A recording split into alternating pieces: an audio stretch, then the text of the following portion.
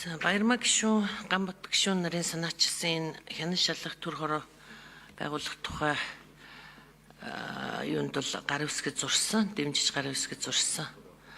За энэ харбины нүүрсний гэрээ энэ асуудал бол маш их асуудал одоо дагуулж, эргэлзээ төрүүлж энийг бол зайлшгүй одоо энэ гэрээг бол ил гаргаж одоо шалгах ийм зорилго бүхий төр хороо байгуулагдаж байгаа нь бол үнэхээр сайшаалтай.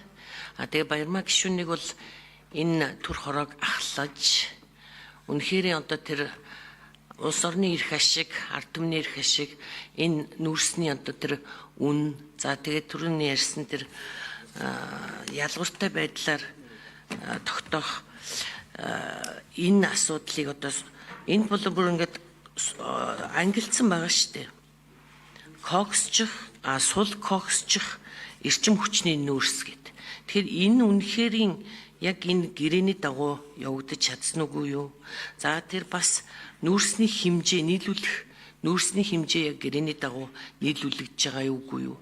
Өнөөдөр хүртэл одоо нүүрсний энэ нүүрс одоо маш муу одоо юу яаж гэн гэж яриад байгаа тийм ээ. Тэгэхээр энэ асуудал дээр энэ гэрээг ил гаргаад үнэхээр одоо шударгаар ажиллаж энийг одоо гаргаж ирж чаддаг бол буруу зүйлийг гаргаж ирж чаддаг бол үнэхээр сайн ажил болно гэж харж байгаа. Тэгэхээр энд байгаа нэг энэ гэрээ байгуулах хүртэл олон удаа уулзалт хэлцээр хийж тэгээд талуудын байгуулсан гэрээ олон удаагийн уулзалт хэлцээрээр ярилцаж тохиролцсноос өөр нөхцлөөр гэдэг нь Баярмаа гишүүний төр хороо хян шалгах төр хороо байгуулагдах үндслэл болсон гэж үзэж болох уу? Тийм ээ. За яг одоо энэ дэр ямар асуудлыг бүр тодтогод байгаа юм бэ гэдгийг нэг дахиад нэг сайн тайлбарлаад өгөөч. Одоо экспортын юу орлого тасраад байна л гэж байгаа шүү дээ. Нүүрсний борлуулалт тасраад байна. Одоо нийлүүлэх яг бодит хэмжээндээ хүрэхгүй байгаа нь үнэхээр ил мэдрэгдэж байгаамаа. Тэгэхээр энэ дэр та дахиад нэг тодруулаад хэлээд өгөөч. За. Баярмаа гишүүн. За маш чухал асуултыг хөндлөө.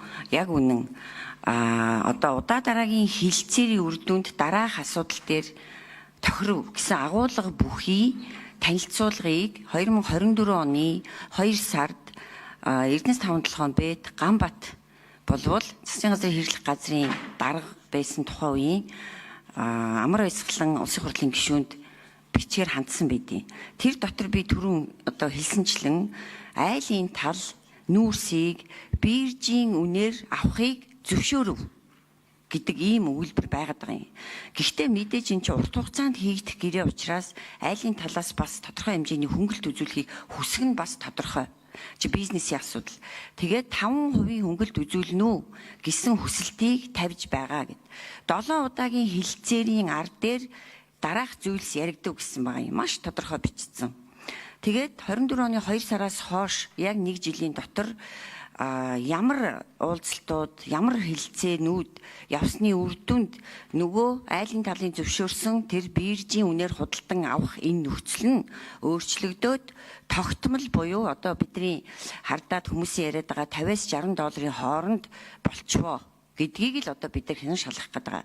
За магадгүй тэр 7 удаагийн хилцээрийн дагуур тохирсон ёсоор биржийн үнээр худалдагыг гэрээндээ тусгацсан байсан бол тэр нь одоо жишээлбэл өнөөдөр биржийн үн $120 гэжээвэл тэндээс 5% хөнгөлтийг хасахад $6 хасаад нийт $114-оор 1 тонн нүүрсмэн зарагдах бүрэн боломжтой байсан байна гэж одоо ерөнхийд нь бол үзээд байгаа. Нарийн тэр гэрээтэй тэр хилцээрүүтэй танилцаагүй учраас нарийн мэдэхгүй байгаа.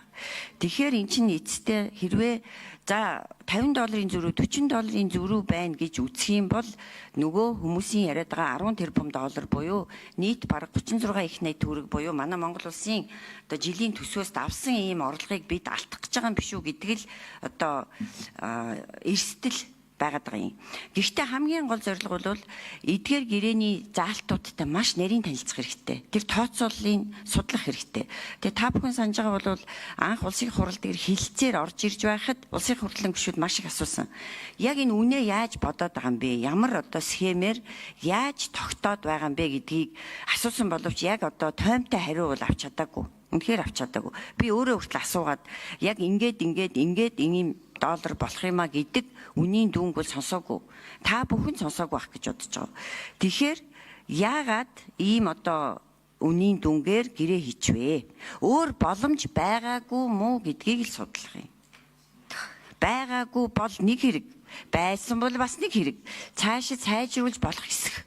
Инрүүлж хэлэх юм байна. $10 орч болтгой нэмэхэд Монгол улсад төдий чинээ тэгээ бараг 10-аад их найдын орлого орж ирэх жишээ нь. Тэгэхээр энэ их мөнгө бол одоо өнөөдөр нөгөө цалин өсөө төлж чадахгүй байгаа эмч багш нар гээл өдөр болгон хэрүүл хийж гэн. Одоо орлого тасарлаа гэдэг өнгө сая бид нар ярьж байна те. Тэгэхээр цаашид урт хугацаанд бол бид нар тогтвортойгоор биржийн үнээр гэхдээ мэдээж айлын талд хөнгөлт үзүүлсэн ийм одоо нөхцөлийг дахиж тохирч чадах юм бол маш сайн. Эсбөгөөс ядаж тэр тохирсон тэр $60 юм уу $50 дээр нь тодорхой хэмжээний үнийн дүнг нэмэх энрүүл зарих юм байна. За баярлалаа.